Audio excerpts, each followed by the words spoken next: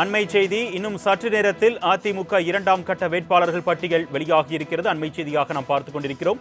ஏற்கனவே முதற்கட்டமாக 23 வேட்பாளர்கள் கொண்ட முதற்கட்ட பட்டியல் வெளியான நிலையில் இன்னும் சற்று நேரத்தில் அதிமுக தலைமை இரண்டாம் கட்ட வேட்பாளர்கள் பட்டியலை வெளியிட இருக்கிறது. அண்மை செய்தியாக நாம் பார்த்துக் கொண்டிருக்கிறோம்.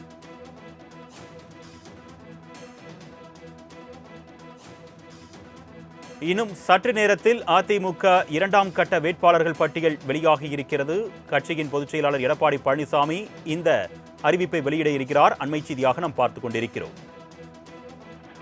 முதற்கட்டமாக 23 வேட்பாளர்கள் பட்டியல் அடங்கிய பட்டியல் வெளியான நிலையில் தற்பொழுது இரண்டாம் கட்ட வேட்பாளர்கள் பட்டியல் வெளியாகி இருக்கிறது. அண்மை செய்தியாக பார்த்துக் கொண்டிருக்கிறோம்.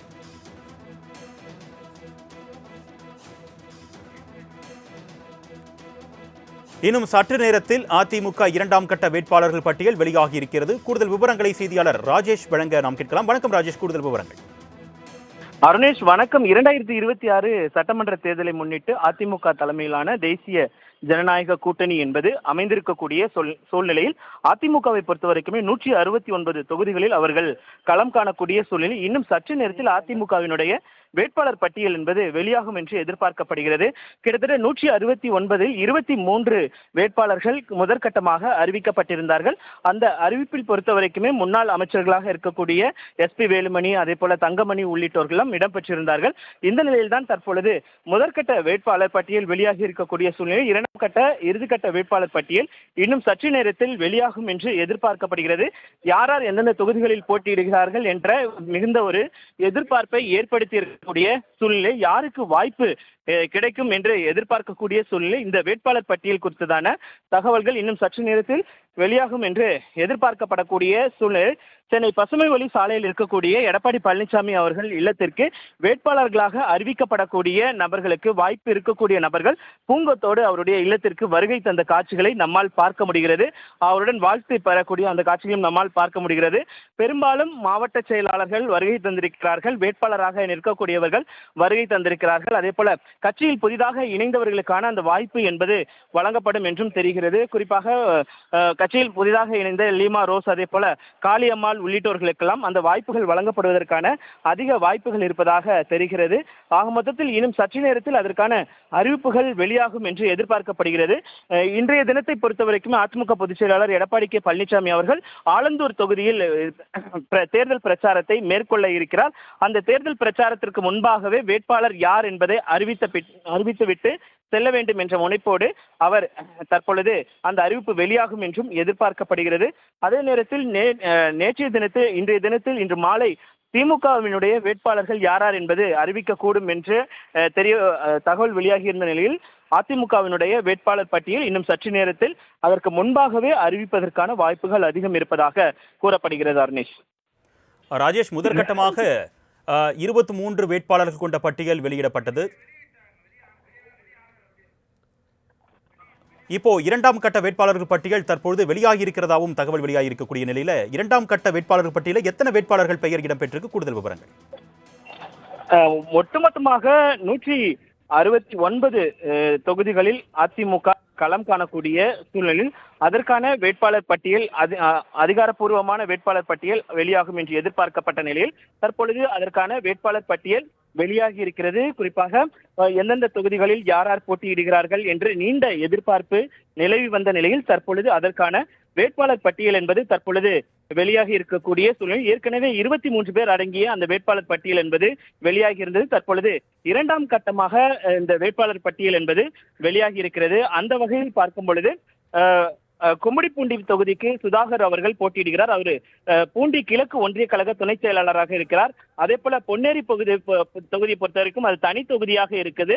அந்த தொகுதியில் சிரணியம் பலராமன் அவர் மாவட்ட கழக செயலாளராக இருக்கிறார். அதே போல திருத்தணி கே ஹரி அவர்கள் திருவள்ளூர் மேற்கு மாவட்ட கழக எம்ஜிஆர் மன்ற செயலாளராக இருக்கிறார், கழக அமைப்பு செயலாளராகவும் இருக்கிறார்.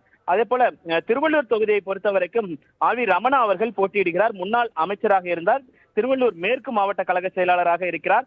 மாதவரத்தை பொறுத்த வரைக்குமே எதிர்பார்த்த ஒரு வேட்பாளர் தான். மாதவரம் மூர்த்தி முன்னாள் அமைச்சராக இருந்தார். திருவள்ளூர் கிழக்கு மாவட்ட கழக செயலாளராக பதவி வகிக்கிறார். அதே போல திருவொற்றியூரை பொறுத்த வரைக்கும் குப்பன், அவர் ஏற்கனவே சட்டமன்ற உறுப்பினராக இருந்தவர்.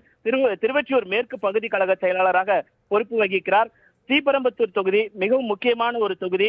காங்கிரஸ் தலைவர் செல்வ பெருந்தகை போட்டியிட இருப்பதாக தகவல் வெளியான தொகுதி.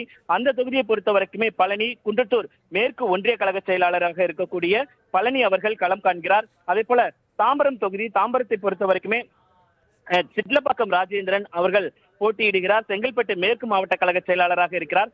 செங்கல்பட்டை பொறுத்த வரைக்குமே கஜேந்திரன் அவர்கள் காட்டாங்குளத்தூர் வடக்கு ஒன்றிய கழக செயலாளராக இருக்கிறார். செங்கல்பட்டு மாவட்ட ஊராட்சி குழு வார்டு உறுப்பினராகவும் இருக்கிறார். செய்யூர் தனியார் தனி தொகுதி ராஜசேகரன் அவர்கள் களம் காண்கிறார்.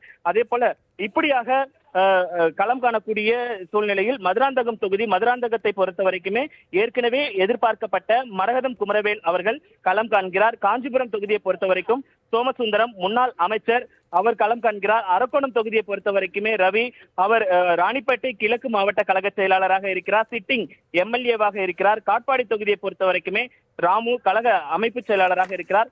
ஆற்காடு தொகுதியை பொறுத்த வரைக்கும் சுகுமார் ராணிப்பேட்டை மேற்கு மாவட்ட கழக செயலாளராக இருக்கிறார். அதே போல வேலூரை பொறுத்த வரைக்கும் அப்பு போட்டியிடுகிறார். வேலூர் மாநகர மாவட்ட கழக செயலாளராக இருக்கிறார். அணைக்கட்டு தொகுதியை பொறுத்த வரைக்கும் வேலழகன் போட்டியிடுகிறார். அவர் வேலூர் புறநகர் மாவட்ட கழக செயலாளராக இருக்கிறார். குடியாத்தம் தொகுதி தனி தொகுதி, அது பரிதா புருஷோத்தமன் பேர்ணாம்பட்டு ஒன்றிய கழக இணை செயலாளராக இருக்கிறார். அவர் போட்டியிடுகிறார். வாணியம்பாடியை பொறுத்த வரைக்குமே செந்தில்குமார் அவர் போட்டியிடுகிறார். அதே போல ஆம்பூர் தொகுதியை பொறுத்த வரைக்கும் வெங்கடேசன் களம் காண்கிறார். அதே போல ஊத்தங்கரை தொகுதியை பொறுத்த வரைக்கும் தமிழ்ச்செல்வன் பொதுக்குழு உறுப்பினராக இருக்கிறார். அதே போல பர்கூர் தொகுதியை பொறுத்த வரைக்கும் கோவிந்தராசன் பர்கூர் மேற்கு ஒன்றிய கழக செயலாளராக இருக்கிறார். கிருஷ்ணகிரியை பொறுத்த வரைக்கும் அசோக் குமார் கிருஷ்ணகிரி கிழக்கு மாவட்ட கழக செயலாளராக இருக்கிறார். ஒசூரை பொறுத்த வரைக்கும் முன்னாள் அமைச்சர் பாலகிருஷ்ண ரெட்டிக்கு மீண்டும் வாய்ப்பு என்பது வழங்கப்பட்டிருக்கிறது. பாப்பிரெட்டம்பட்டி மிகவும் எதிர்பார்க்கப்படக்கூடிய ஒரு தொகுதி. மரகதம் வெற்றிவேல் அவர்கள் போட்டியிடுகிறார்கள். அதே போல அரூர் தொகுதியை பொறுத்த வரைக்கும் சம்பத்குமார் அரூர் வடக்கு ஒன்றிய கழக செயலாளராக இருக்கிறார். செங்கம் தனி தொகுதியை பொறுத்த வரைக்கும் TS வேலு செங்கம் பேரூராட்சி புரட்சி தலைவி அம்மா பேரவை இணை செயலாளராக இருக்கிறார். கீழ்பெண்ணத்தூர் ராமச்சந்திரன், அதே போல ஆரணியை பொறுத்த வரைக்கும் ஜெயசுதா திருவண்ணாமலை மத்திய மாவட்ட கழக செயலாளராக இருக்கிறார். அதே போல செய்யார் பொறுத்த வரைக்கும் முக்கூர் சுப்பிரமணியன் முன்னாள் அமைச்சராக இருக்கிறார். அதே போல வந்தவாசி தொகுதியை பொறுத்த வரைக்கும் திருமதி ராணி கழக தலைமை செயற்குழு உறுப்பினராக இருக்கிறார். அதே போல திண்டிவனம் தனி தொகுதியை பொறுத்த வரைக்கும் அர்ஜுனன் விழுப்புரம் மாவட்ட புரட்சி தலைவி அம்மா பேரவையில் இருக்கிறார். வானூர் தொகுதியை பொறுத்த வரைக்கும் முருகன் விழுப்புரம் மாவட்ட கலைப்பிரிவு செயலாளராக இருக்கிறார். அதே போல விழுப்புரம் தொகுதியை பொறுத்த வரைக்குமே திருமதி விஜயா அவர்கள் கோவிலூர் ஊராட்சி ஒன்றிய குழு உறுப்பினராக இருக்கிறார். அதே போல திருக்கோவிலூர் தொகுதியை பொறுத்த வரைக்கும் திருக்கோவிலூர் தொகுதியில் களம் காணக்கூடிய வேட்பாளரை பொறுத்த வரைக்கும் அவர் பழனிசாமி முகையூர் மேற்கு ஒன்றிய கழக செயலாளராக இருக்கிறார். உளுந்தூர்பேட்டை பொறுத்த வரைக்கும் ஏற்கனவே எதிர்பார்க்கப்பட்ட வேட்பாளர் கள்ளக்குறிச்சி மாவட்ட கழக செயலாளர் குமரகுரு. அதே போல சங்கராபுரத்தை பொறுத்த வரைக்கும் ராகேஷ் உள்ளிட்டோர் போட்டியிடுகிறார்கள். கள்ளக்குறிச்சி தொகுதியை பொறுத்த வரைக்கும் ராஜீவ் காந்தி ஏற்கனவே அறிந்த ஒன்று. அதே போல கங்கவள்ளி தொகுதியை பொறுத்த வரைக்கும் நல்ல தம்பி, ஆத்தூர் தொகுதியை பொறுத்த வரைக்கும் ஜெயசங்கரன், ஏற்காடு தொகுதியை பொறுத்த வரைக்கும் உஷாராணி, ஓமலூர் தொகுதியை பொறுத்த வரைக்கும் சேலம் புறநகர் மாவட்ட புரட்சி தலைவி அம்மா பேரவை செயலாளராக இருக்கக்கூடிய மணி, மேட்டூர் தொகுதியை பொறுத்த வரைக்கும் வெங்கடாச்சலம் கழக கொள்கை பரப்பு துணை செயலாளராக இருக்கிறார். சங்கரகிரியை பொறுத்த வரைக்கும் வெற்றிவேல், அதே போல சேலம் தெற்கு தொகுதியை பொறுத்த வரைக்கும் வினோத் அவர்கள். அவர் ஏற்கனவே வினோத்தை பொறுத்த வரைக்கும் நாடாளுமன்ற தேர்தலில் அவர் களம் கண்டிருந்தார். அதே போல வீரபாண்டியை பொறுத்த வரைக்கும் டாக்டர் பாலாஜி சுகுமார், அதே போல சேந்தமங்கலத்தை பொறுத்த வரைக்கும் சந்திரசேகரன், நாமக்கல்லை பொறுத்த வரைக்கும் ஸ்ரீதேவி, அதே போல பரமத்தி வேலூர் பொறுத்த வரைக்கும் சேகர், திருச்செங்கோடு தொகுதியை பொறுத்த வரைக்கும் சந்திரசேகர், அவர் திருச்செங்கோடு வடக்கு ஒன்றிய கழக செயலாளராக இருக்கிறார். ஈரோடு கிழக்கு தொகுதி மிகவும் எதிர்பார்க்கக்கூடிய ஒரு தொகுதியாக இருக்கிறது. மனோகரன் பெரியார் நகர் பகுதி கழக செயலாளராக இருக்கிறார். தாராபுரத்தை பொறுத்த வரைக்கும் திருமதி சத்யபாமா அவர்கள் திருப்பூர் மாநகர் கிழக்கு மாவட்ட கழக இணை செயலாளராகவும் மாவட்ட ஊராட்சி குழு முன்னாள் தலைவராக இருக்கிறார். அதே போல காங்கேயம் தொகுதியை பொறுத்த வரைக்கும் நடராஜ் போட்டியிடுகிறார். பெருந்துறை தொகுதியை பொறுத்த வரைக்கும் ஜெயக்குமார் போட்டியிடுகிறார். அதே போல அந்தியூர் தொகுதியை பொறுக்கும் ஹரி பாஸ்கர் போட்டியிடுகிறார். கோபிச்செட்டிப்பாளையம் மிகவும் எதிர்பார்க்கப்பட்ட ஒரு தொகுதி. ஏனென்றால் இங்கிருந்து சென்ற செங்கோட்டையன் களம் காணக்கூடிய ஒரு தொகுதி. அந்த தொகுதியை பொறுத்த வரைக்குமே பிரபு களம் காண்கிறார். அவர் கோபிச்செட்டிப்பாளையத்தினுடைய மேற்கு ஒன்றிய கழக செயலாளராக இருக்கிறார். அதே போல பவானி சாகர் தனி தொகுதி பன்னாரி ஏற்கனவே சிட்டிங் எம்எல்ஏவாக இருக்கக்கூடிய அவர் களம் காண்கிறார். கடலூர் தொகுதியை பொறுத்த வரைக்கும் பொன் ஜெயசீலன் அவர் போட்டியிடுகிறார். அதே போல குன்னூர் தொகுதியை பொறுத்த வரைக்கும் ராமு நீலகிரி மாவட்ட புரட்சி தலைவர் அம்மா பேரவை செயலாளராக இருக்கிறார். மேட்டுப்பாளையம் பொறுத்த வரைக்கும் சின்னராஜ் கோவை புறநகர் வடக்கு மாவட்ட அண்ணா தொழிற்சங்க செயலாளராக இருக்கிறார்.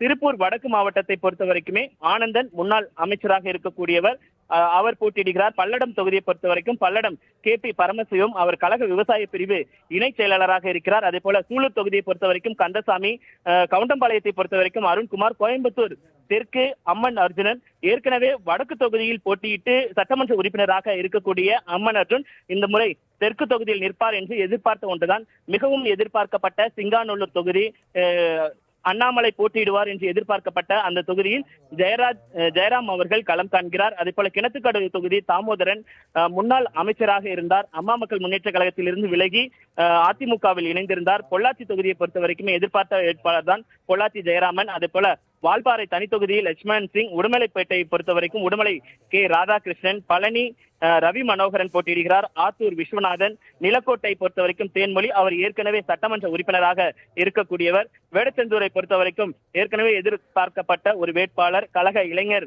பாசறை இளம்பெண்கள் பாசறை செயலாளர் பரமசிவம் மருத்துவர் பரமசிவம். அரவங்குறிச்சி செல்லக்குமார் போட்டியிடுகிறார். அதே போல கிருஷ்ணராயபுரம் திவ்யா மருத்துவர் திவ்யா அவர்கள் போட்டியிடுகிறார்கள். அதே போல குளித்தலை தொகுதியை பொறுத்த வரைக்குமே கருணாகரன் போட்டியிடுகிறார். அதே போல மணப்பாறையை பொறுத்த வரைக்கும் டாக்டர் விஜயகுமார் கழக மருத்துவ அணி செயலாளராக இருக்கிறார். அதே போல திருச்சிராப்பள்ளி கிழக்கு தொகுதியை பொறுத்த வரைக்கும் ராஜசேகரன், திருவெரும்பூர் குமார், திருவெரும்பை பொறுத்த வரைக்கும் அன்பில் மகேஷ் அவர்களை எதிர்த்து குமார் அவர்கள் களம் காண்கிறார். திருச்சி புறநகர் தெற்கு மாவட்ட கழக செயலாளராக இருக்கிறார். லால்குடியை பொறுத்த வரைக்கும் லீமா ரோஸ் நான் ஏற்கனவே தெரிவித்தது போல அவருக்கான வாய்ப்பு என்பது வழங்கப்பட்டிருக்கிறது. முசிறியை பொறுத்த வரைக்கும் யோகநாதன், அதே போல துறையூரை பொறுத்த வரைக்கும் சரோஜா, அதே போல பெரம்பலூர் பொறுத்த வரைக்கும் இளம்பை இரா தமிழ்செல்வன், நெய்வேலியை பொறுத்த வரைக்கும் ராஜேந்திரன், பன்ருட்டி தொகுதியை பொறுத்த வரைக்கும் மோகன், அது கடலூர் தொகுதி சம்பத் முன்னாள் அமைச்சர், குறிஞ்சிப்பாடி புவனேந்திரன், புவனகிரியை பொறுத்த வரைக்கும் அருண்மொழி தேவன் உள்ளிட்டோரும் களம் காண்கிறார்கள். அதே போல சிதம்பரம் தொகுதியை பொறுத்த வரைக்கும் பாண்டியன், அதே போல சீர்காழி தொகுதியை பொறுத்த வரைக்கும் திருமதி சக்தி, பூம்புகார் தொகுதியை பொறுத்த வரைக்கும் பவுன்ராஜ், நாகப்பட்டினம் தொகுதியை பொறுத்த வரைக்கும் தங்க கதிரவன், திருத்துறைப்பூண்டியை பொறுத்த வரைக்கும் பால தண்டாயுதபாணி, அதே போல திருவிடை மருதூர் இளமதி சுப்பிரமணியன், அதே போல பாபநாசத்தை தொகுதியை பொறுத்த வரைக்கும் சண்முக பிரபு, ஒரத்தநாடு தொகுதியை பொறுத்த வரைக்கும் M சேகர் அவர்கள் களம் காண்கிறார். தஞ்சாவூர் மத்திய மாவட்ட கழக செயலாளர் பட்டுக்கோட்டை CV சேகர், பேராவூரணி கோவி இளங்கோ, அதே போல திருமயம் தொகுதி வைரமுத்து, புதுக்கோட்டை தெற்கு மாவட்ட கழக செயலாளர் முன்னாள் வாரிய தலைவராக இருந்தார். சிவகங்கை தொகுதி செந்தில்நாதன், மேலூர் பெரியபுள்ளான், அதே போல மதுரை கிழக்கு மாங்குளம் மகேந்திரன், அதே போல சோழவந்தான் தொகுதி மாணிக்கம், மதுரை வடக்கு டாக்டர் சரவணன் போட்டியிடுகிறார். உசிலம்பட்டி தொகுதி I Mahendran, Andipatti Logirajan, Bodinayakanur Narayanaswamy, Cumbum Jakkaiyan, Srivilliputhur Chandraprabha, Virudhunagar VG Ganesan, Aruppukottai Sethupathi, Paramakudi Muthiah, திருவாடனையை பொறுத்த வரைக்கும் கீர்த்திகா முனியசாமி, முதுகுளத்தூர் தொகுதியை பொறுத்த வரைக்கும் பாண்டி, விளாத்திக்குளத்தை பொறுத்த வரைக்கும் சத்யா போட்டியிடுகிறார். அதே போல தூத்துக்குடி தொகுதி சீதா செல்லப்பாண்டியன் முன்னாள் அமைச்சர், ஸ்ரீவைகுண்டம் தொகுதியை பொறுத்த வரைக்கும் SP சண்முகநாதன், சங்கரன்கோவில் திலீபன் ஜெய்சங்கர், கடையநல்லூர் கிருஷ்ணமுரளி, தென்காசியை பொறுத்த வரைக்கும் செல்வ மோகன்தாஸ் பாண்டியன், ஆலங்குளத்தை பொறுத்த வரைக்கும் பிரபாகரன், திருநெல்வேலி தச்சை கணேசராஜா கடந்த முறை நயினார் நாகேந்திரன் போட்டியிட்டு வெற்றி பெற்ற தொகுதி. அந்த தொகுதியில் இந்த முறை அதிமுக களம் காண்கிறது. தச்சை கணேசராஜா அதில் களம் காண்கிறார். அம்பா சமுத்திரத்தை பொறுத்த வரைக்கும் ஏற்கனவே எதிர்பார்க்கப்பட்ட ஒரு வேட்பாளர் இசக்கி சுப்பையா முன்னாள் அமைச்சராக இருந்தார். பாளையங்கோட்டை தொகுதியை பொறுத்த வரைக்கும் சையது சுல்தான். பாளையங்கோட்டை தொகுதி இஸ்லாமியர்கள் சிறுபான்மையர் அதிகமாக இருக்கக்கூடிய தொகுதி என்பதால் அங்கு இஸ்லாமியர்களுக்கான வாய்ப்பு என்பது வழங்கப்பட்டிருக்கிறது. கன்னியாகுமரியை பொறுத்த வரைக்கும் தளவாய் சுந்தரம் அவர்கள் களமிறங்குகிறார். கிட்டத்தட்ட 27 தொகுதிகளுக்கான வேட்பாளர் என்பது அதிமுக சார்பிலிருந்து அறிவிக்கப்பட்டிருக்கிறது. ஏற்கனவே 23 தொகுதிகளுக்கான அந்த வேட்பாளர் பட்டியல் அறிவிக்கப்பட்டிருந்த நிலையில் கிட்டத்தட்ட அதிமுக போட்டியிடக்கூடிய 169 தொகுதிகளில் 150 தொகுதிகளுக்கான வேட்பாளர் பட்டியலை தற்பொழுது வெளியாகி இருக்கிறது. இன்னும் சென்னையில் இருக்கக்கூடிய சில தொகுதிகள், சென்னை புறநகர் மாவட்டங்களில் இருக்கக்கூடிய ஒரு சில தொகுதிகள் அறிவிப்புகள் என்பது நாளை வெளியாகும் என்று எதிர்பார்க்கப்படுகிறது.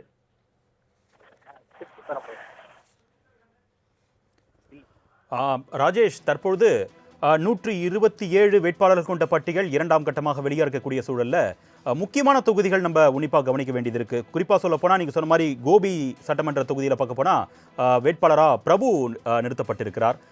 ஏற்கனவே செங்கோட்டையன் அந்த கட்சியிலிருந்து விலகி வந்ததுக்கு அப்புறம் மீண்டும் தமிழக வெற்றி கழகம் சார்பாக செங்கோட்டையன் அந்த தொகுதியில் நிறுத்தப்படுறதுக்கு வாய்ப்பு இருக்கிறதாவும் சொல்லப்படுறாங்க. இந்த நிலையில் இந்த ஒரு மோதல் எந்த மாதிரி நம்ம புரிஞ்சுக்கலாம்? இல்ல, இதற்கு முன்பாகவே இந்த கோபிச்செட்டிப்பாளையத்தை பொறுத்த வரைக்குமே அந்த கோபிச்செட்டிப்பாளையத்தில் அவருடைய நம்ம செங்கோட்டையனுடைய அண்ணன் மகன் அவர்கள் செல்வம் அவர் போட்டியிடுவார் என்று செய்திகள்லாம் வெளியாகி இருந்தது. ஏனென்றால் அவர் கடுமையான போட்டியாக இருக்கும் என்றும் எதிர்பார்க்கப்பட்ட நிலையில்தான் தற்பொழுது பிரபு அறிவிக்கப்பட்டிருக்கிறார். பிரபுவை பொறுத்த வரைக்குமே செங்கோட்டையின் வலதுகரமாக செயல்படக்கூடிய ஒரு நபராக இருந்தார். அவர் செங்கோட்டையின் விலகி சென்ற பிறகு அவர் அதிமுகவிலேயே தொடர்ந்து பயணித்து கொண்டிருந்த நிலையில் தற்பொழுது அவருக்கான வாய்ப்பு என்பது வழங்கப்பட்டிருக்கிறது. இருந்த போதிலும் செங்கோட்டையனை பொறுத்த வரைக்குமே 9 முறை சட்டமன்ற உறுப்பினராக இருந்திருக்கிறார். இந்த தேர்தல் தேதி அறிவிப்புக்கு முன்பாகவே, வேட்பாளர் யார் என்று அறிவிப்பதற்கு முன்பாகவே அங்கு செங்கோட்டையனுடைய ஆதரவாளர்கள் வீடு வீடாக சென்று விசில் சின்னத்திற்கான அந்த வாக்கை கேட்கக்கூடிய அந்த சூழலை நம்மால் பார்க்க முடிந்தது.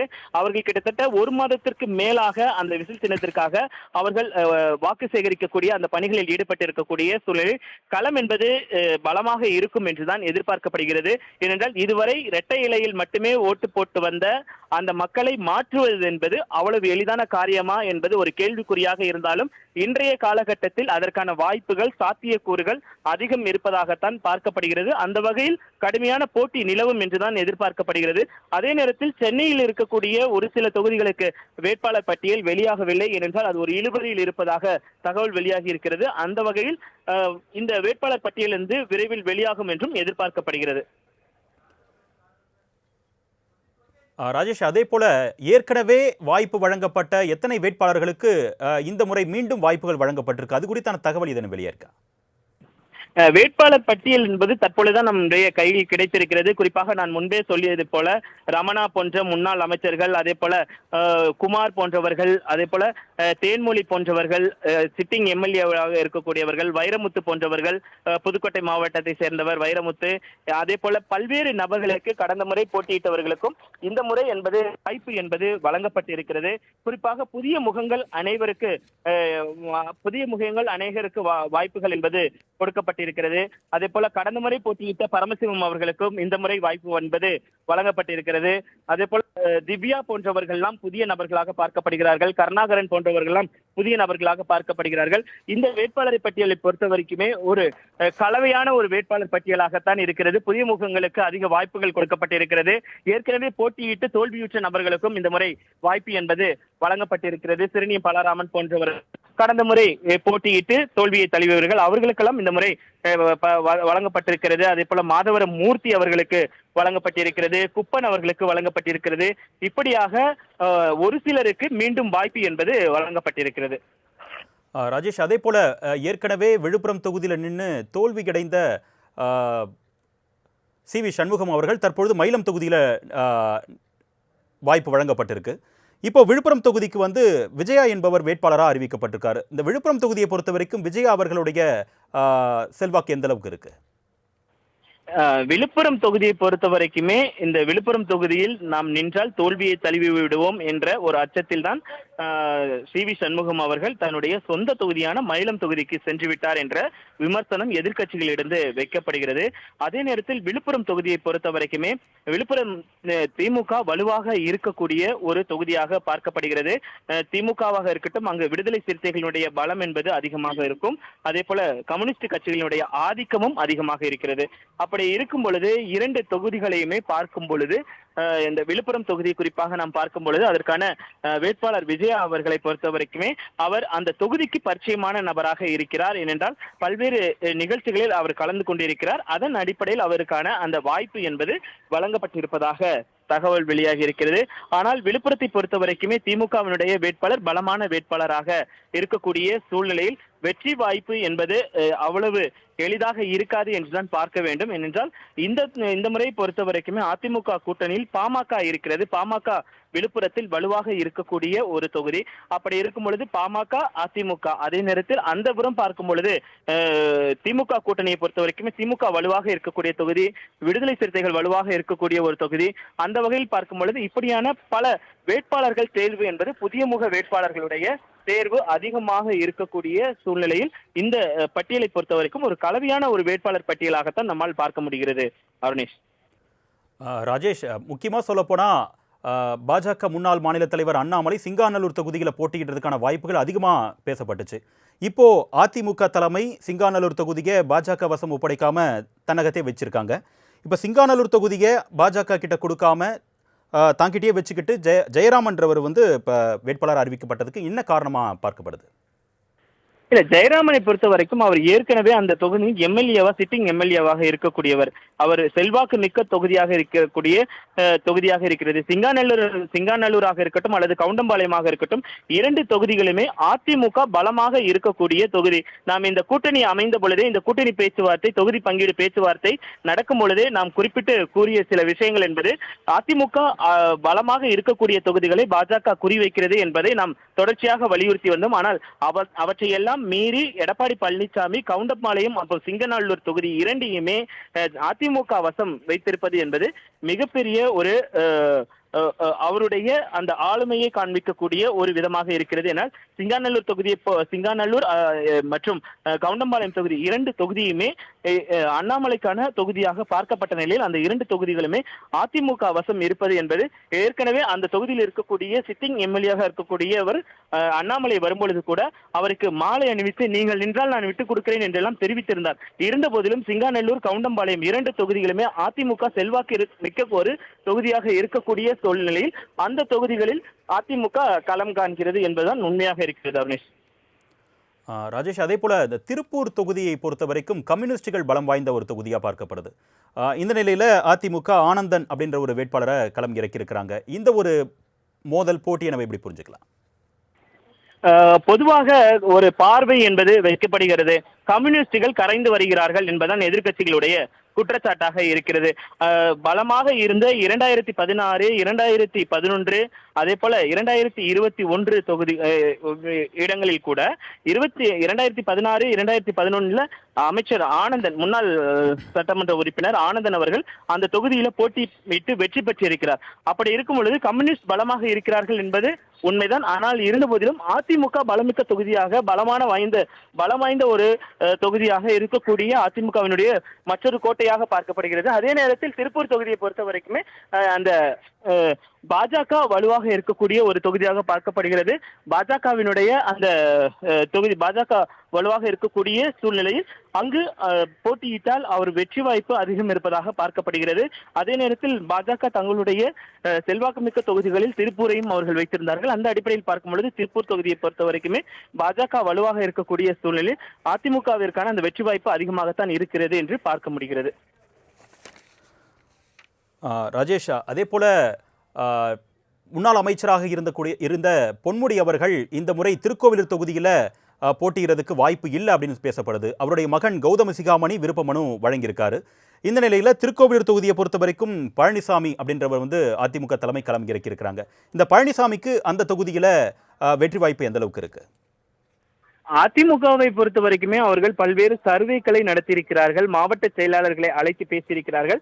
மாவட்ட செயலாளர்களுடன் அந்த ஆலோசனை என்பது நடந்தது. அந்த ஆலோசனையில் மாவட்ட செயலாளர்கள் பரிந்துரைத்து அந்த 3 நபர்களில் ஒருவர் தான் வேட்பாளராக வரக்கூடிய சூழ்நிலையில் தனியாக கட்சியினுடைய தலைமை ஒரு சர்வே என்பது மக்களிடம் எடுத்திருக்கிறார்கள். யார் செல்வாக்கு மிக்க நபராக இருக்கிறார், திமுக நின்றால் அவர்களை எதிர்த்து வலுவாக இருக்கக்கூடிய தொகுதிகள், அவர்களை வலுவாக எதிர்க்கக்கூடிய வேட்பாளராக இருக்க வேண்டும். அந்த வகையில் தான் திருக்கோவிலூர் தொகுதியை பொறுத்த வரைக்குமே பழனிசாமி அவர்களை தேர்ந்தெடுக்கப்பட்டிருக்கிறார். அவர் அந்த தொகுதியை பொறுத்த வரைக்குமே அவர் அங்கு இருக்கக்கூடிய உள்ளூர் மக்களோடு மிகவும் நெருக்கமாக இருக்கக்கூடிய ஒரு சூழ்நிலையில் அவருக்கான வாய்ப்பு என்பது வழங்கப்பட்டிருக்கிறது. இன்னொரு புறம் என்னதான் ஒரு சமூக நீதி சமத்துவம் என்று நான் பேசியிருந்தாலும் இந்த வேட்பாளர் பட்டியலில் யார் பெரும்பான்மையாக இருக்கிறார்களோ அவர்களுடைய பெரும்பான்மை சமுதாயத்தை சேர்ந்தவர்களுக்கு வாக்கு சதவீதம் யாருக்கு அதிகமாக இருக்கிறதோ அவர்களுக்கான அந்த வேட்பாளராக சில வேட்பாளர்கள் அறிவிக்கப்பட்டிருக்கிறார்கள் என்பதுதான் நிதர்சன உண்மை. அந்த அடிப்படையில் பார்க்கும் பொழுது பழனிசாமியும் அந்த அடிப்படையில் அறிவிக்கப்பட்டிருக்கிறார். ஏனென்றால் திருக்கோவிலூர் தொகுதியை பொறுத்த வரைக்குமே பாமக வலுவாக இருக்கக்கூடிய ஒரு தொகுதி. அதே நேரத்தில் திருக்கோவிலூரை பொறுத்த வரைக்கும் பாஜகவும் வலுவாக இருக்கக்கூடிய ஒரு தொகுதி. ஏனென்றால் பல சர்ச்சைகளை நாம் பார்த்திருந்த முடியும். ஏனால் கடந்த முறை திருக்கோவில் தொகுதி தங்களுக்கு ஒதுக்கவில்லை என்று பாஜகவினுடைய மாவட்ட தலைவர் ராஜினாமா வரைக்கும் சென்றிருந்தார். ஏனால் அந்த தொகுதியில் நாங்கள் செலவு செய்திருக்கிறோம், நாங்கள் பல்வேறு நலத்திட்ட உதவிகளை செய்திருக்கிறோம், அந்த மக்கள் எங்களுக்கு வாக்களிக்க தயாராக இருக்கிறார்கள் என்று அவர்கள் கூறியது நம்மால் பார்க்க முடிந்தது. அப்படி பார்க்கும் பொழுது பாஜக, பாமக உள்ளிட்ட கட்சிகள் வலுவாக இருக்கக்கூடிய அந்த தொகுதிகளில் அவர்கள் தேர்ந்தெடுத்து போட்டியிடுவது என்பது மிக முக்கியத்துவம் வாய்ந்ததாக பார்க்கப்படுகிறது. ராஜேஷ், அடுத்ததாக திருச்சி மாவட்டத்தில் இருக்கக்கூடிய திருவெரும்பூர் தொகுதியை பொறுத்த வரைக்கும் அமைச்சர் அன்பில் மகேஷுக்கு ரொம்ப பலம் வாய்ந்த ஒரு தொகுதியாக பார்க்கப்படுது. இந்த நிலையில் குமார் என்பவர் அதிமுக தலைமை சார்பில் களமிறக்கப்பட்டிருக்காரு. ஒரு அமைச்சருக்கு எதிரான ஒரு தொகுதியில் நின்று ஜெயிக்க முடியும்னு அதிமுக தலைமை நம்புதா? அருணேஷ், அதிமுகவை கடந்த 2011, 2016 உள்ளிட்ட தேர்தல்களில் பல வேட்பாளர்கள், முன்னாள் அமைச்சர்கள், திமுகவினுடைய அமைச்சர்கள் தோற்கடிக்கப்பட்டார்கள். ஏனென்றால் திமுகவிற்கு எதிரான ஒரு மனநிலை இருக்கிறது. அந்த மனநிலையை அதிமுக ஒட்டுமொத்தமாக அறுவடை செய்தது. அதே நிலைமைதான் தற்பொழுது இருப்பதாக அதிமுக நம்புகிறது. ஏனென்றால் சட்ட ஒழுங்கு பிரச்சனை, பெண்கள் பாதுகாப்பு உள்ளிட்ட பல்வேறு பிரச்சனைகளில் தமிழகத்தில் இருக்கக்கூடிய மக்கள் அதிருப்தியில் இருப்பதாக அதிமுக நம்புகிறது. அந்த அடிப்படையில் தான் அமைச்சருக்கு எதிராக திருவெரும்பூர் தொகுதியில் குமார் என்பவர் களம் காண வேட்பாளராக அறிவிக்கப்பட்டிருக்கிறார். குமாரை பொறுத்த வரைக்குமே அவர் திருச்சி புறநகர் தெற்கு மாவட்ட கழக செயலாளராக இருக்கிறார், முன்னாள் நாடாளுமன்ற உறுப்பினராக இருக்கிறார். ஒட்டுமொத்தமாக 6 சட்டமன்ற தொகுதிகள் இருக்கக்கூடிய ஒரு நாடாளுமன்றத்திற்கு அவர் திருச்சி நாடாளுமன்ற தொகுதியில் வெற்றி பெற்று நாடாளுமன்ற உறுப்பினராக பணியாற்றியவர், திருச்சி தெற்கு மாவட்ட கழக செயலாளராக பணியாற்றியவர். அதனால் ஒரு கடுமையான போட்டியை அன்பில் மகேஷ் அவர்களுக்கு ஏற்படுத்த வேண்டும் என்பதற்காக குமார் அவர் வேட்பாளராக அறிவிக்கப்பட்டிருக்கிறார் என்பதுதான் நம்மால் பார்க்க முடிகிறது. அன்பில் மகேஷ் பொய்யாமொழி அவர்களை பொறுத்த வரைக்குமே கட்சிக்காரர்களிடம் ஒரு செல்வாக்கு இருந்தாலும் பள்ளி கல்வித்துறையை மிக சரியாக கையாளவில்லை என்ற ஒரு குற்றச்சாட்டு அதிமுக தரப்பிலிருந்து தொடர்ச்சியாக வைக்கப்படுகிறது. ஏனென்றால் பல பள்ளிக்கூட கட்டிடங்கள் இடிந்து விழுகின்றன, மக்களுக்கு ஒரு மாணவர்களுக்கு முறையான கல்வி சென்று சேரவில்லை என்றெல்லாம் குற்றச்சாட்டு வைக்கப்படக்கூடிய சூழ்நிலையில் அந்த குற்றச்சாட்டுகளை தன்வசம் பயன்படுத்திக் கொள்வதற்கு அதிக வாய்ப்புகள் இருக்கிறது. ஏற்கனவே நாடாளுமன்ற உறுப்பினராக போட்டியிட்டு வெற்றி கண்டவர் என்ற முறையில் குமார் கணிசமான பலமான ஒரு போட்டியை அமைச்சர் அன்பில் மகேஷுக்கு கொடுப்பார் என்று எதிர்பார்க்கப்படுகிறது. ராஜேஷ், முதற்கட்டமாக 23 வேட்பாளர்கள் பட்டியல் அறிவிக்கப்பட்டது. இப்போ 127 வேட்பாளர்கள் கொண்ட பட்டியல் 2ஆம் கட்டமாக வெளியாகியிருக்கு. இதுவரைக்கும் 169 தொகுதிகளில் மொத்தமாக 150 வேட்பாளர்கள் பட்டியல் தற்போது வெளியாகக்கூடிய சூழலில் மீதி இருக்கக்கூடிய 19 வேட்பாளர்கள் பட்டியல் வெளியாவதற்கு எதற்காக தாமதம் ஏற்படுது? ஏதேனும் இழுபறி நீடிக்குதா? நிச்சயமாக அதில் சில இழுபறிகள் இருக்கத்தான் செய்கின்றன. ஏன்னா சென்னையை பொறுத்த வரைக்குமே சில தொகுதிகள் கடுமையாக இருக்கக்கூடும். ஏனென்றால் கொளத்தூர் தொகுதி முதலமைச்சருடைய தொகுதி, அதே போல பல்வேறு தொகுதிகளை அறிவிப்பதில் சில சிக்கல்கள் இருக்கிறது. வேட்பாளர்கள் தேர்வு செய்வதில் சில சிக்கல்கள் இருப்பதாக பார்க்கப்படுகிறது.